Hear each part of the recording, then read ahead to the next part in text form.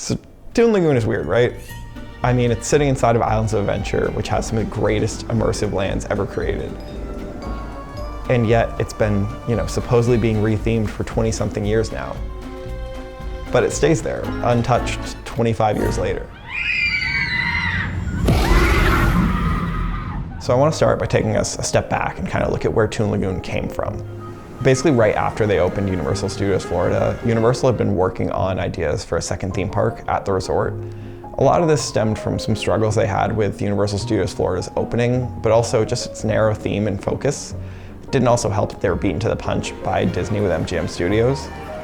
So they weren't setting this park up to be another movie-based theme park. They wanted this to compete with the likes of Magic Kingdom from Disney and really draw that family audience. And they really saw this as their new main park, not Universal Studios Florida. Similar to Disney's Fantasyland, Universal wanted this whole park to be themed around cartoons. So much so that the working title was literally Cartoon World. And so Universal was pretty quickly able to get all these rights to all these classic comic strip characters and start building out what would end up becoming Toon Lagoon. And this is all very early in the process.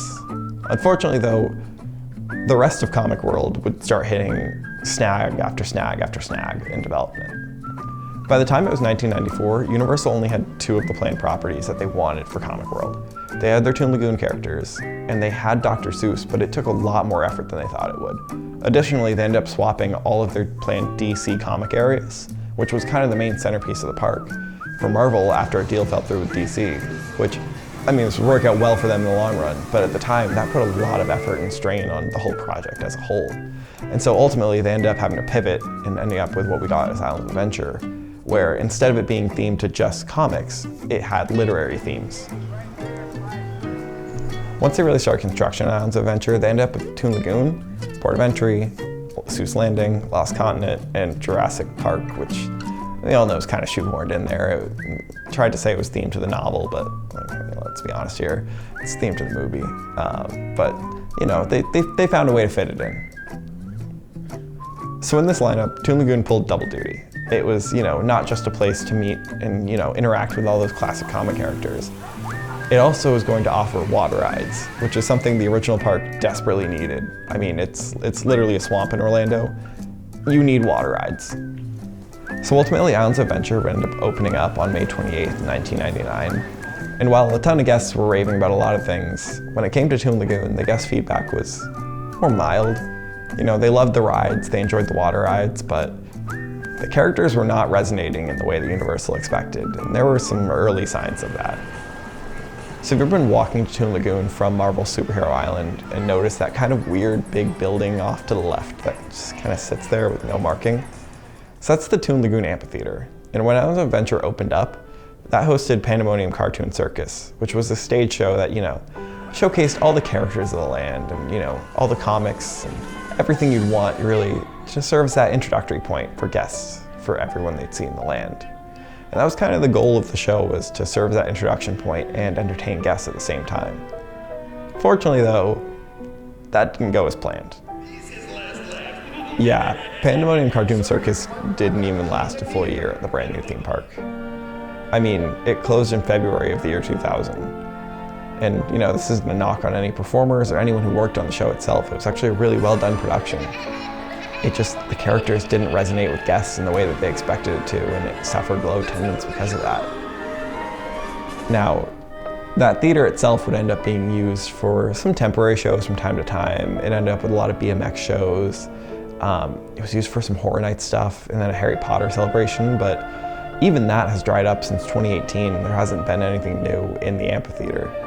And there's never been anything permanent since either. That's the craziest part. And so now it really is just sitting there as this relic of, hey, these characters didn't connect from day one. And that was really the warning sign for Universal of, these characters aren't going to resonate with guests probably no matter what we do. But Pandemonium Cartoon Circus was only one thing in Toon Lagoon on opening day for guests to do. Let's talk about some of the other stuff that was there on opening day as well. For starters, you have 2 rides, the first which being Popeye and Bluto's Bilge Rat Barges, which is a pretty standard raft ride, but really well themed to the Popeye comic strips. On the ride itself, you're helping Popeye rescue his love interest Olive Oyl from his nemesis Bluto, and also Giant Octopus at one point. But you'll kind of be forgiven if you don't really understand what's happening in the story, because this ride tries to drown you at every single turn. This is notoriously one of the wettest raft rides ever created, and it's no joke. This ride literally tries to drown guests. But the theming is really, really great, and if you enjoy raft rides, this is one of the best ones out there. Just know what you're getting into in terms of how wet you're gonna get.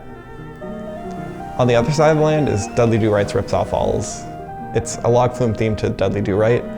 No matter how many times Universal tries to claim it as an aqua coaster or something like that, it's a log flume, let's be real here.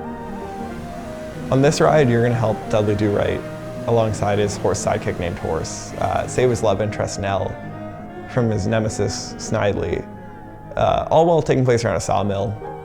If you understand Popeye's story, you'll understand this story. They're pretty much the same story. At the end of this ride, you'll go down a 75-foot drop under a dynamite shack that might explode depending on the day, navigating an airtime hill, and then you splash down. On the food side of things, Toon Lagoon opened up with a pretty standard quick service and comic strip cafe, as well as they have, Wimpy's Burgers, which sometimes is open, sometimes is not. You have Blondie's, which has the Dagwood, which is a sandwich from the comic itself.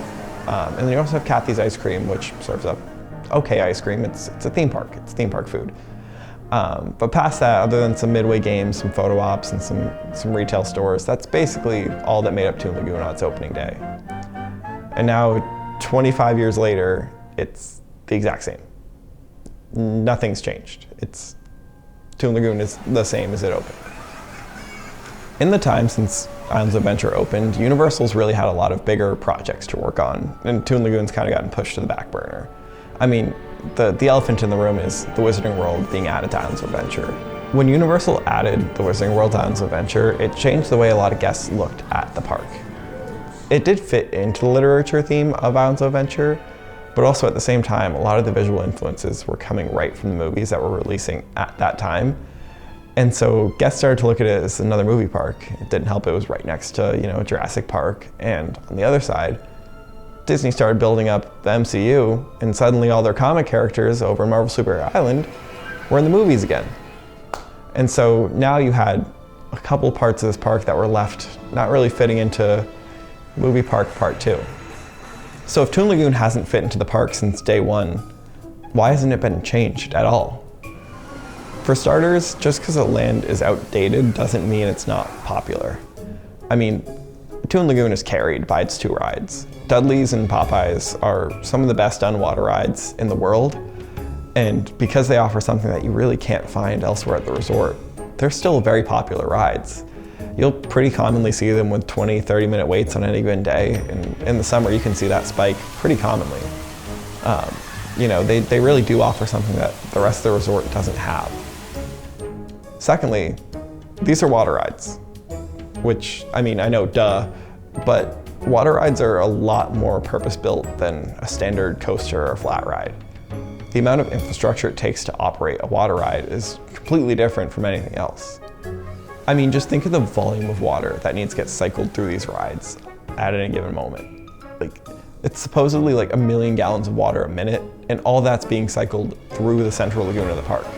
These rides are literally built into the blueprint of the entire park, not just self-contained in their own little land. So you might be thinking then, why don't we just retheme these rides to, some new property? Well, for starters, I don't know if Universal wants to retheme a ride that's already 25 years old. Unlike Disney, there's not a lot of sentimental value at Universal. Once a ride hits towards the end of its service life, they'll get rid of it pretty easily. And so I don't know if they'd want to put in all the money to, refresh and refurbish these rides with a new theme, and then just have to get rid of them when they hit their service life, or put in this massive renovation like they did with Hulk. I don't know if Universal sees a property that they either have or have access to that would last long enough for them to make that investment. I know SpongeBob gets thrown around a ton in the theme park community, but one thing that I want to hesitate on that with is Paramount owns that, and they seem pretty content to put their properties in their mall theme parks and at their destination resorts. I don't know if they're going to be willing to work with Universal putting this massive immersive themed SpongeBob land into kind of a rival park, because at the end of the day, their hotels and their resorts are competing with destinations like Universal. And so even past that, the Universal-Paramount relationship isn't strong. Ever since Nickelodeon Studios left in 2005, it's been strained at best from what I could find. And really, it's surprising that SpongeBob SquarePants has lasted even through the Kid Zone retheme. So I don't know if we'll ever see Universal build a big SpongeBob land, as much as I hope they would. But I especially don't see it fitting into Toon Lagoon in the short term that it would need to be done. So beyond SpongeBob, I have a hard time picturing a single IP land that makes sense to retheme, Toon Lagoon to. And we all know we're talking single IP land here, because that's Universal's game, for better or for worse.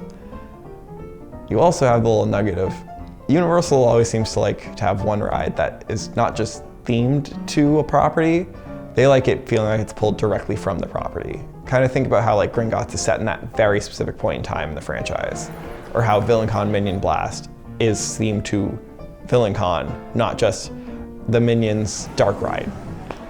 That's the thing that makes it a little bit more difficult, because it's really hard to retheme an already existing ride system into something that feels directly pulled from a scene in a movie. Another thing worth noting too is Universal's spread pretty thin right now. You have Epic Universe taking up most of their resources just to get that thing operational for a year from now. You have the whole revamp of Universal Studios Florida that's coming down that is all rumored right now, but Simpsons, Rip Ride Rockit potentially, and just kind of a general retheming of that park and revamping of it. And then you also have Islands of Adventure, you have the rumors of Zelda taking over Lost Continent. So even if Toon Lagoon were to be rethemed, it's not at the top of the list even for its own park, let alone for Universal as a resort. Oh yeah, and then there's that whole thing of Islands of Adventure is built in a circle around a lagoon. So if you take out the Toon Lagoon chunk of that to do a whole retheme of it, you now create some of the worst traffic flow in theme park history. Imagine trying to get over to Kong from the entrance without being able to go through Toon Lagoon. It's a nightmare.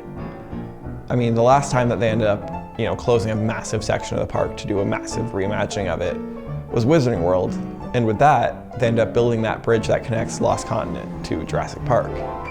Toon Lagoon's not in a spot where you can easily build a bridge to get around it. And so you're left in this catch-22 of, creating all these guest bottlenecks to create a new experience, or you can keep this popular land with rides that, are outdated, but people still enjoy going on them, and just let it be for now. Another thing to note is that when Toon Lagoon opened, it sat next to an expansion plot that was earmarked for Jurassic Park. This ultimately became Skull Island Reign of Kong, which is the only standalone ride in Islands of Adventure. And now when Kong opened, it didn't get the best reviews. It kind of came at that tail end of people being a little more jaded on, Universal's screen-based attractions. Now, had Kong been more of a success and really drew in the crowds and worked better for Universal, I could see a world where they would have, taken Toon Lagoon Amphitheater and maybe even Comic Strip Lane and made that, another standalone attraction or mini land, and shrunk Toon Lagoon down to just the two rides. However, with Kong, going how it was, I don't really see them doing that. I mean, there were rumors at one point about, cloning the Secret Life of Pets ride and putting that on where Toon Lagoon Amphitheater is, but those dried up pretty quickly, especially with Kong not really meeting the expectations of Universal. So that just kind of leaves us here. Toon Lagoon, for better or for worse, is what it is. It's, a cheesy, kind of outdated, throwback to comics of a bygone era with two good water rides in it. The problem with Toon Lagoon is that it's pretty much locked into being what it is for a very long time. I don't see Toon Lagoon getting really any major work done until Dudley Do-Rights and Popeyes, reach the end of their service life, and who knows how long that can be. If Universal had seen this as a problem, they would have solved it years ago.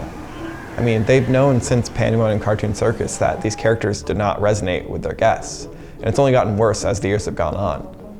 So as it stands, I really appreciate Toon Lagoon for, what it is. For nothing else, it's this, unique glimpse into what the earliest plans for Islands of Adventure were. It survived 8 years of design, construction, and planning, all to, remain pretty unchanged from some of the earliest plans. And I think that's really unique, especially at a resort like Universal, where everything has a shelf life and, nothing's sacred, other than, maybe E.T. I think it's ironic that, you know, two of Universal's most outdated rides when they opened are gonna end up outlasting almost everything else to ever exist at the resort. Now, saying that, I know I fully jinxed it and Toon Lagoon's gonna be announced to be rethemed tomorrow, because that's just my luck. So yeah, thanks so much for watching this video. If you enjoyed this super kind of niche dive into a theme park topic, I plan on doing more in theory. So, you know, stick around, like, comment, subscribe, do the YouTube stuff. If you didn't like it, I mean, it's the first video. I can get better or I can just pivot, like, let me know. Like, there's a lot of options on the table right now for me here. I could also just delete it, so. Okay, bye.